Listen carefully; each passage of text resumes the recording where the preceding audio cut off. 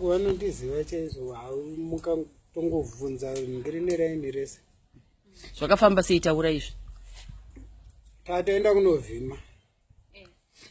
Taenda kunovhima tikufamba musango paya. Tonoona shumba yakagara. Tati panapa ndikamhanya. Shumba iyi inotondimhanyisa ikandibata chese. Tati saka beta ndidene inini ndichibva ndatora dombo ndichibva ndaitema nedombo. Pakauya kuda kundimhanyisa paya ndichibva ndakwira mumuti. Saka handi shumba haikwire suka mumuti inoita zvokujambira. Saka payakauya kuda kundijambira paya ndichibva ndairova nebranch. Chibva yadonhera pasi chibva yaedza futi chibva ndairova futi nebranch.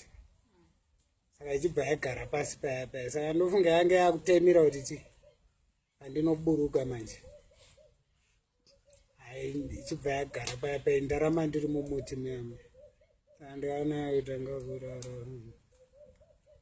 Chibva ndati swetu ndichibva ndasvikuti kada pamusana. Chibva ndabata pamvere idzodzedzi. Hakusi kumhanya kwakaita shumba tichipfuura muraini. Tichipfuura nepamba pasabhuku. Ndichisvika sabhuku vachimenya nzungu nemukadzi wake. Vachimhanya vachipinda mumba so. Kusiya nzungu dziri pasi.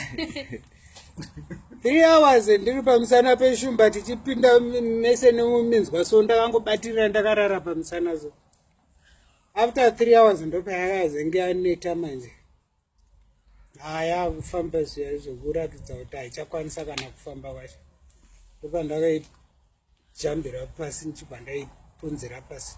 Ndichibva ndatora banga ndichibva ndaibaya paurwa.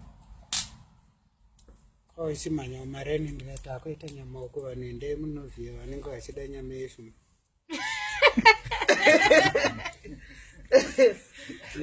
Nanhasi kumusho ndikasvika handitenge hwahwa hwekundarini. Ngosvika pandarini ndonzi vape fuko yavo vape hari yavo ndiyo kubata shumba.